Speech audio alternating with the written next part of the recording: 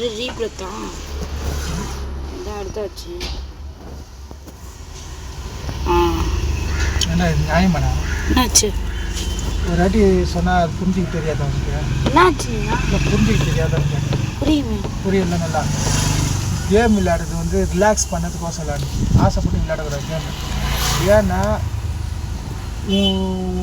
சிந்தனை செயலெல்லாம் வந்து வேறு இதில் தான் இருக்குது, அந்த லைனில் போகணும். இப்போ சாதாரணமாக இன்னொரு அப்பங்கார இருக்கானா வச்சுக்க, பசங்க படிக்கிறாங்களா, ஸ்கூல் போனாங்க, ஸ்கூல் போயிட்டு வீட்டுக்கு வந்தாங்களா, அவன் கேம் விளையாடலாம். ஏன்னா அவன் பொழுதுபோக்கு ஃபுல்லாகவே. உன்னோட இது வந்து அது இல்லை, உனக்கு டைம் வேறு இல்லை. புரியுதா? இப்போ நீ இதில் என்ன பண்ணுன்னா கபில் தேவ் அவன் ஆடி ஆட்டம், அவன் போலிங் போடுற இது. சரி ஓகே.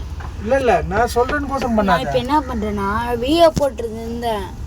நான் சொல்கிறேன்னு இது பண்ணாத. எப்பவுமே உனக்காக தோணிடணும். நைனா வந்து அட்வைஸ் பண்ணி இது பண்ணி நைனா கோசம் மாற்றினா திருப்பி இன்னொரு 4 நாள் கழிச்சு நைனா தெரியாத டைமில் நீ போய் கேம் விளையாடுவேன். அது எனக்கு இது பண்ணாதில்ல, நீயா தெரிஞ்சுக்கணும். இப்போ இதில் உனக்கு என்ன லாபம் இருக்குது?